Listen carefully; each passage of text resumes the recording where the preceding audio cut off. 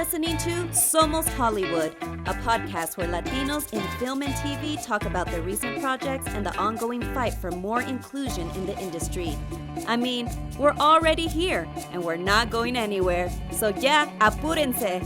We are ready. We are talented. We are Hollywood. Somos Hollywood. Thanks for taking the time. Hey, so before we get into the film, I wanted to ask you a real quick question about your ethnic background. I read somewhere that you might be part Dominican. Is that true? I am. I'm half Dominican, yeah. Okay, great. So is your mom or your dad's side? It's my dad's side, yeah.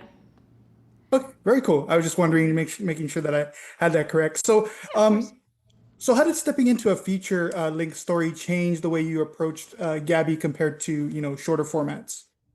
Well, I definitely think everything just got a whole lot bigger, the story, the settings, and Gabby's emotions as well. Everything was kind of expanded on in a really cool way. I think getting to see what Gabby was like outside of her bedroom for the first time, and what was she like talking to other people in the real life live action world.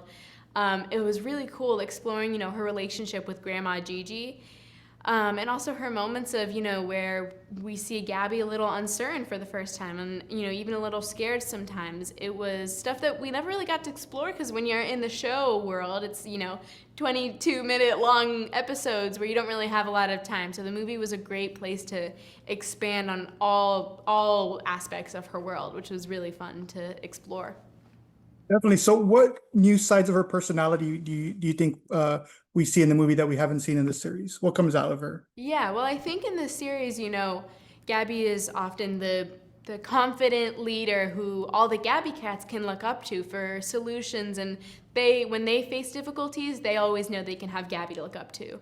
Yeah, and definitely. in the movie, we kind of see for the first time Gabby being the one who's not sure what to do and a little scared, and who does she look up to for help when she's in those situations. And that's what I think was so amazing with her relationship with Grandma Gigi, where we see even Gabby needs help sometimes, which is, very real. And I think any person, no matter how positive or much of a leader Gabby is, she also faces difficulties and challenges.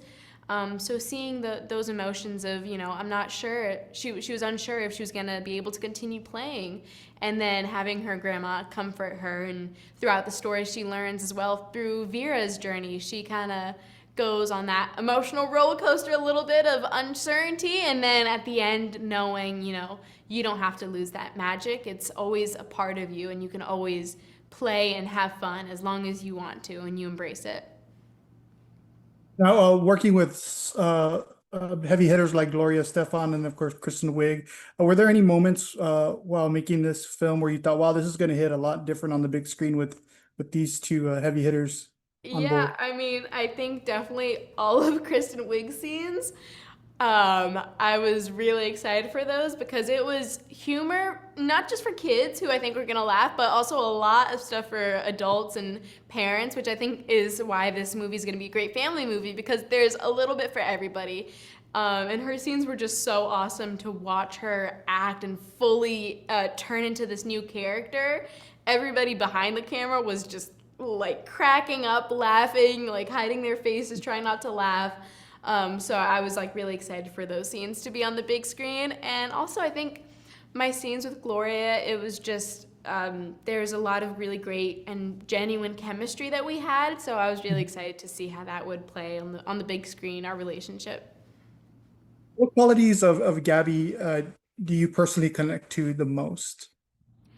I think her positivity and her resilience. I think it's so important, especially in difficult times, to, just keep going. And I think I try and embrace that and embody that as much as I can. I'm a pretty positive person as well, and I think positivity can get you through a lot of things. It's your mindset really can change how the world around you is. And how has your approach to Gabby, how has that evolved over the years since, you've been doing this for so long?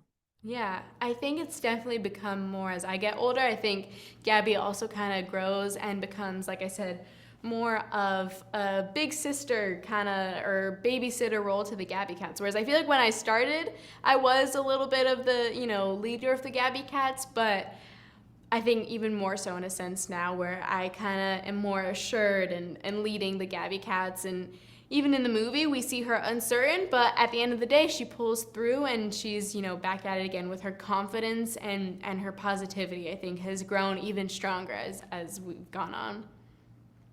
Can you tell me a story about maybe the most memorable fan interaction that you've had where you realized how, impactful Gabby's world, resonates with kids?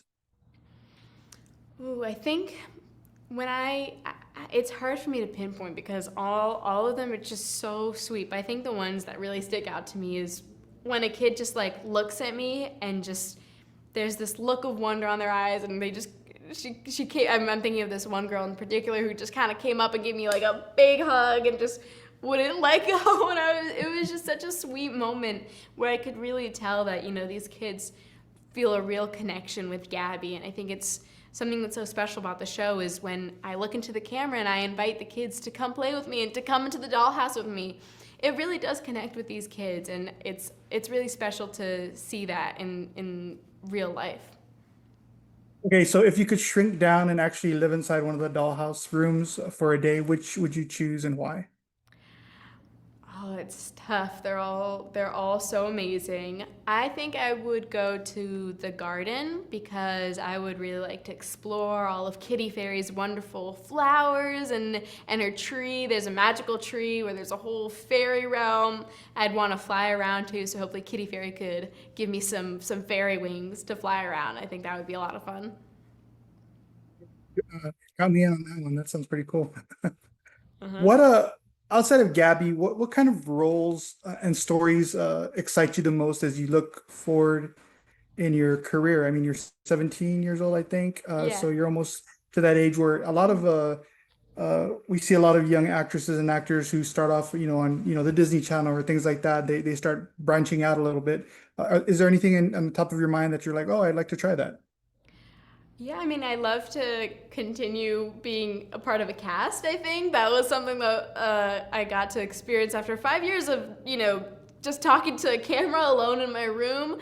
I think it was really fun to get to play off people. So I'd like to do stuff with, maybe other kids my age. I love adventure stories and coming of age. And honestly, I don't know what the future holds, but I'm excited for anything. I love magic and fantasy worlds, and I love creating stuff that, might not be possible in the real life world. So anything like that, I don't know. But I'm just kind of enjoying today. I love Gabby and the Gabby universe. So we'll see where the wind takes me.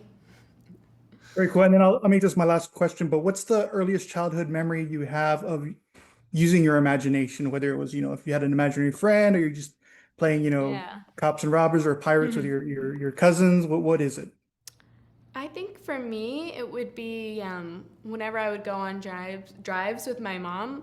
Sometimes we would listen to the classical music radio station, and we would listen to the song and come up with stories of like, what does it sound like? And we would take turns being like, ooh, I think this sounds like a little bunny, prancing through the forest or whatever it is, and we would just do that. And, a lot of people say classical music can be boring, but I think it's how you look at it. I think classical music can be a lot of fun if you create and imagine.